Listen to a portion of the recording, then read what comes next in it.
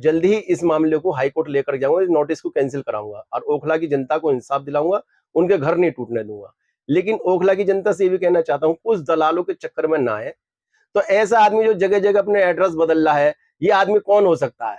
इसकी बहुत बारीकी से जांच करनी चाहिए, एनआईए को जांच करनी चाहिए, इसके खिलाफ स्पेशल सेल को जांच करनी चाहिए। ये आदमी है कौन?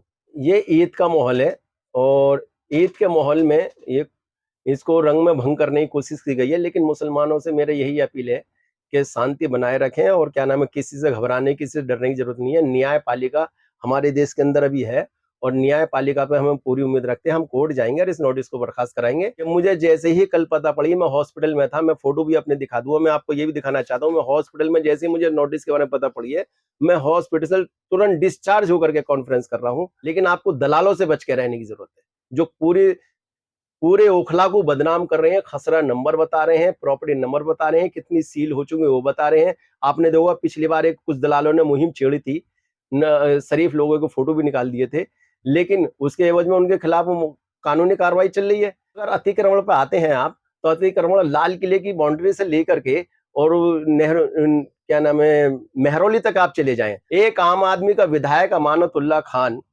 उससे देश के गृह मंत्री, उसके उत्तर प्रदेश के मंत्री, उससे दिल्ली के मंत्री, अरे वो एक विधायक है, उनकी सरकार नहीं है, आप उनसे लड़ रहे हो। अरे बराबर कैसे लड़ो ना आप। अब वहां पे मुस्लिम कम्युनिटी है तो वहां पे मुस्लिम आएगा, जहां पे हिंदू कम्युनिटी है तो वहां हिंदू विधायक आएगा। तो ये तो जनता के ऊपर बात होती है जिसको वोट। तो कहीं कहीं ऐसा भी होता है कि जहां पे मुस्लिम कम्युनिटी होती है वहां हिंदू विधायक आ जाता है, कहीं कहीं ऐसा होता है जहां पे हिंदू कम्युनिटी होती है मुस्लिम विधायक आ जाता है। तो इनको ये खल्ला है कि इनका विधायक क्यों नहीं आया। अरे वो विधायक आ कैसे आता है, उसकी छवि तो देखिएगा, पूरा नाला बसा रखा है उसने। तो ये जो आपने कॉन्फ्रेंस रखी है, सबसे पहले तो यही प्रश्न उठता है कि जो ओखला के अंदर संख्या 277 में जिस तरह का माहौल है, दुकानों और मकानों को तोड़ने की बात जो है उत्तर प्रदेश सरकार की तरफ से कही जा रही है, पोस्टर भी लगाए गए हैं, क्या पूरा मामला है ये बताइए। सबसे पहले तो नमस्कार सारे पत्रकार बंधुओं को। ये खसरा नंबर 277 उत्तर प्रदेश अपनी भूमि बताता है, लेकिन यहाँ पर 40 से 50 सालों से लोग यहाँ रह रहे हैं और लगभग सारे ही पक्के मकान हैं और आरसीसी का सारे लेंटरों के मकान है। तो उत्तर प्रदेश सरकार जब कहाँ सो रही थी, जब ये 40-50 साल पहले रहे भी हैं, बने भी हैं और आज दुकानें, कारोबार भी वहाँ चल रहा है। आज ये उत्तर प्रदेश को याद कैसे आ गई वहाँ पे ओखला को? तो ये कहीं ना कहीं एक माहौल खराब करने वाली बात है, मुस्लिम समुदाय को दबाने वाली बात है और मुस्लिम समुदाय को परेशान करने वाली बात है। इसका ये कारण तो नहीं क्योंकि या तो बीजेपी के सरकार के आने का इंतजार हो रहा हो दिल्ली के अंदर, जिस तरह से कार्यवाही अलग अलग जगहों पर देखी जा रही है, क्या ये एक बड़ा कारण हो सकता है? देखिएगा, बीजेपी तो पूरे भारत में ही पार्टी है लगभग, और बीजेपी ने आज तक तोड़ने के अलावा तो कोई काम किया है नहीं। चाहे वो समाज को तोड़ने का काम हो, चाहे वो मकान को तोड़ने का काम हो, चाहे वो घरों को तोड़ने का काम हो। बताइए मुझे कौन सी कॉलोनियां बसा दी बीजेपी ने, कौन से समाज जोड़ दिए बीजेपी ने? तो ये बीजेपी और कांग्रेस और ये समाजवादी, ये सब एक हैं। और अब ये इतने सारे मकान टूट रहे, किसी को सामने आना चाहिए था, लेकिन कोई नहीं। लेकिन हम पार्टी अपनी तरफ से वादा करते हैं कि हम वहां पर एक ईंट भी नहीं हिलने देंगे और ओखला वालों को ओखला की जनता को डरने की और घबराने की जरूरत नहीं है। ऐसे नोटिस बहुत सारे आ रहे हैं और आते रहेंगे। मैं आपको एक जानकारी में ये भी लाना चाहता हूँ, क्योंकि अभी वक्फ बोर्ड को लेकर के बहुत सारी अफवाहें उड़ी थी और बहुत सारी तो सुप्रीम कोर्ट गए थे। उसमें सुप्रीम कोर्ट में हिंद अमन पार्टी भी गई है, यानी कि मेरे द्वारा भी एक यहाँ याचिका लगी है और मैं जल्द ही इस मामले को हाई कोर्ट लेकर जाऊंगा, इस नोटिस को कैंसिल कराऊंगा और ओखला की जनता को इंसाफ दिलाऊंगा, उनके घर नहीं टूटने दूंगा। लेकिन ओखला की जनता से ये भी कहना चाहता हूँ, कुछ दलालों के चक्कर में ना आए। और दलाल कुछ ऐसे हैं कि अभी मैं एक एफआईआर पढ़ रहा था जो वायरल हो रही है। एक दलाल ने अपने 4 एफआईआर, 4 कंप्लेंट करी है अलग अलग थानों, चारों में क्या नाम है उसने एड्रेस गलत दिए हैं, अलग अलग एड्रेस दिए हैं। तो मैं दिल्ली पुलिस से भी मांग कर रहा हूं कि उसको सबसे पहले ही जांच की जाए। और ये सुनने में ये भी आया कि उस दलाल के खिलाफ कि दिल्ली हाई कोर्ट ने उग्रवादी व बांग्लादेशी व घुसपैठियों को पनाह देने के नोटिस भी कर रखे हैं। तो ऐसे दलालों से भी सावधान रहे। उनका घर नहीं, कोई बार नहीं, कोई दर नहीं, 4 कंप्लेंटों में 4 एड्रेस। दिल्ली पुलिस को बड़ी सोचने वाली बात है। मैं आपको एक ये भी जानकारी देना चाहता हूं कि बटला हाउस कांड एक बहुत चर्चित कांड रहा था, पूरी दुनिया में उसका नाम रहा था। और बटला हाउस कांड के अंदर जो हुआ था कि एक जो वहां के उत्तर प्रदेश के एमसीडी विभाग के कर्मचारी अधिकारी थे, उन्होंने बिना किराए के जो पुलिस की होती है ना वेरिफिकेशन कि वो दे दिया था और वहां पे कोई घटना हो गई, बटला हाउस कांड जिसको बोलते हैं। आज तक वो उस केस में इन्वॉल्व है और शायद मेरे ख्याल में जमानत हुई है नहीं है, मुझे पक्की पता नहीं, काफी समय पहले जमानत नहीं हो पाई थी। तो ऐसा आदमी जो जगह जगह अपने एड्रेस बदल रहा है, ये आदमी कौन हो सकता है? इसकी बहुत बारीकी से जांच करनी चाहिए, एनआईए को जांच करनी चाहिए, इसके खिलाफ स्पेशल सेल को जांच करनी चाहिए। ये आदमी है कौन?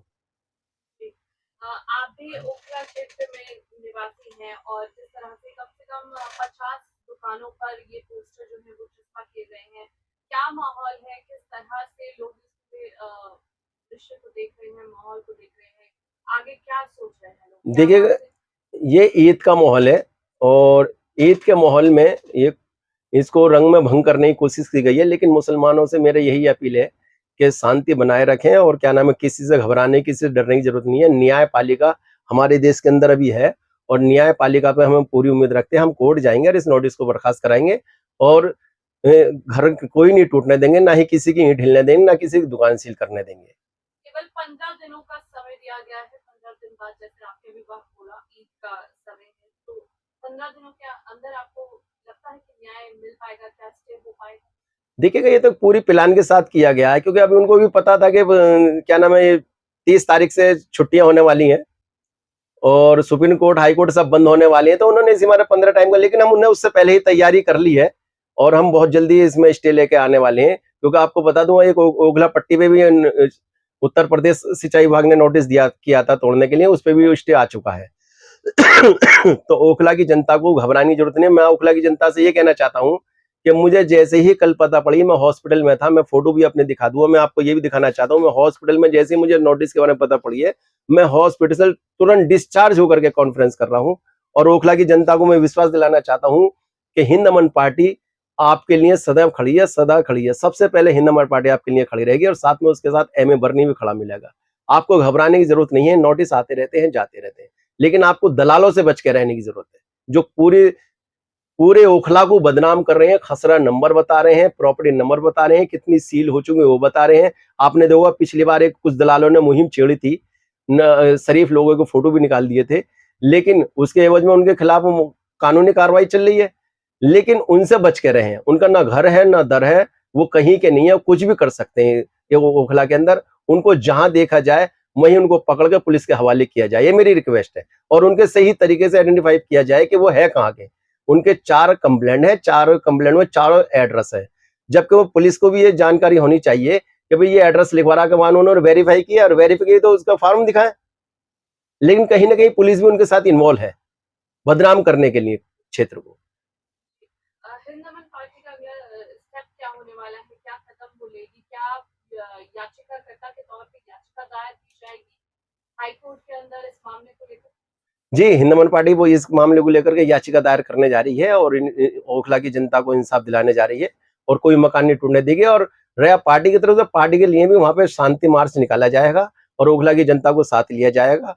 और ये इतने जितने जो अंदर की रिपोर्टें दे रहे हैं कि कितनी पीडीएफ बना के डालने हैं लोग के, इतने मकानों पे एमसीडी द्वारा सील हुए, इतने मकान तोड़े गए, और जो बीएसईएस के नाम पर ठगी कर रहे हैं लोग, बता रहे हैं, फर्जी मीडिया चैनलों पे आ रहे हैं, उन लोगों के खिलाफ कानूनी कार्रवाई करेगी और कमिश्नर को चिट्ठी लिखने जा रही है। जिन लोगों की आप बात कर रहे हैं, क्योंकि ये खुद भी ओखला के अंदर ही रह रहे हैं और ओखला के अंदर लोगों के साथ इस तरह का बर्ताव ओखला के अंदर रहते हुए, ये कैसा भेदभाव है? देखिएगा, ओखला की जनता दुनिया के अंदर, खासतौर से हिंदुस्तान के अंदर सबसे ज्यादा पढ़ी लिखी है और सबसे ज्यादा वहां पे आपको अधिकारी मिलेंगे, सबसे ज्यादा वहाँ प्रोफेसर मिलेंगे, सबसे ज्यादा मतलब हर तरह के वहाँ सारे लोग।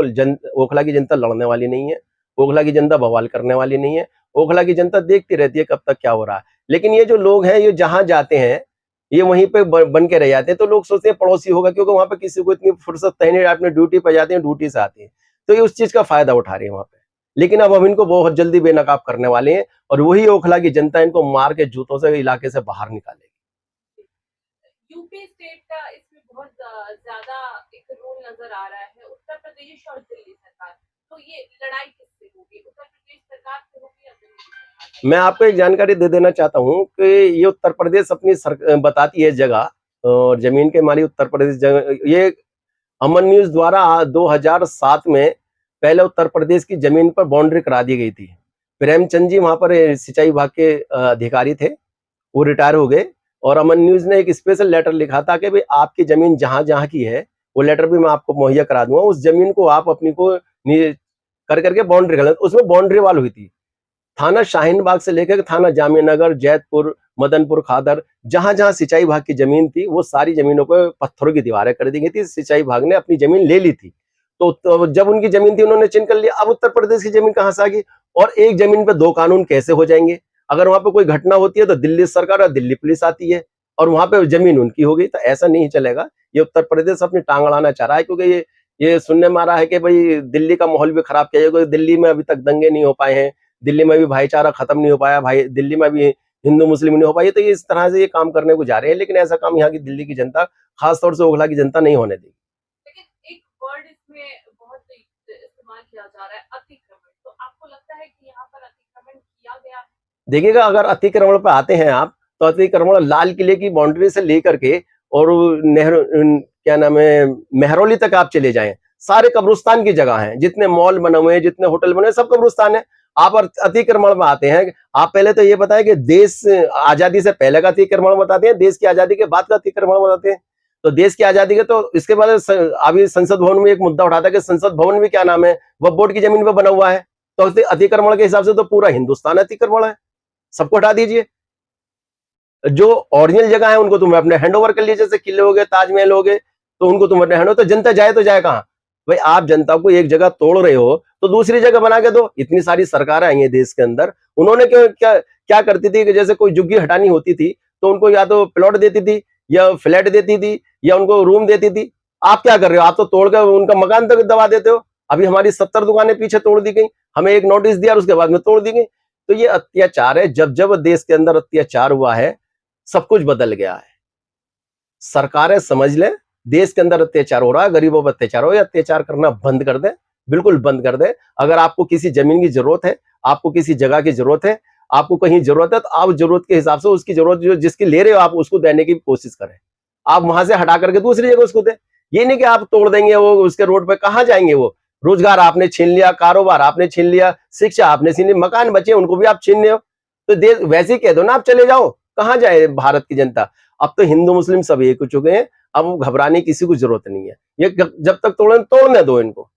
इस मामले में एक ट्रायंगल और नजर आता है जब हम देखते हैं यूपी सरकार तो अपनी जमीन बता ही रही है, दिल्ली में अब बीजेपी की सरकार है।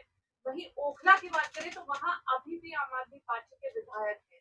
तो ये किस तरह से आपकी मदद कर पाएंगे? क्या दिल्ली सरकार इस मामले में हस्तक्षेप करेगी या फिर वहां के ओखला के जो विधायक है अमानतुल्लाह खान वो आपकी मदद करेंगे? देखिएगा, मैं नाम तो लेना नहीं चाहूंगा, लेकिन जो हमारे देश के अंदर मौजूदा सरकार है वो इतनी बड़ी सरकार है कि वो अगर अपने वाली पाए तो एक छोटे से आदमी से लड़ने को तैयार हो जाती है।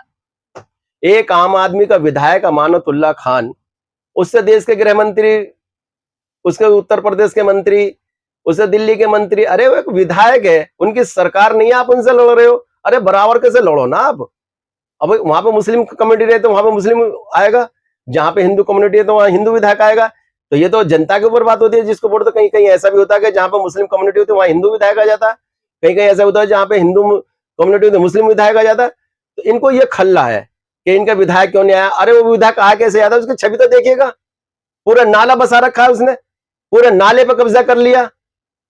अभी अमन न्यूज ने क्या नाम है केस डाला था 2009 में, जितनी उनकी आबादी है सारी गैर कानूनी तरीके से पार्क घेर रखे उन्होंने। उनकी छवि देखी, उन्हें कैसे जनता वोट दे देगी? तो वोट तो उसी को देती है जो जनता क्या नाम है जनता के लिए काम करता है। तो कहीं ना कहीं वहां के विधायक ने काम किया, जब भी चौथी बार जीता है वो। सवाल यही है कि इसमें मददगार कौन आपका साबित होने वाला है? क्या विधायक आपकी मदद करने के लिए, जनता की मदद करने के लिए सामने आएंगे या दिल्ली सरकार से आप कुछ मदद की मांग कर रहे हैं? देखिएगा, हमें तो जनता से की मदद चाहिए, हमें न्यायालय की मदद चाहिए, हमें कानून की मदद चाहिए। हमें किसी विधायक की, किसी पार्टी की, किसी की सपोर्ट नहीं चाहिए। हम जनता के ऊपर जीते हैं, सारी जनता के ऊपर पार्टियां चलनी है, हम भी जनता के ऊपर पार्टी लेके चल रहे हैं, जनता को ही आगे लेके चलेंगे, जनता के मुद्दे लड़ते रहेंगे, जनता के ऊपर अत्याचार नहीं होने देंगे हम।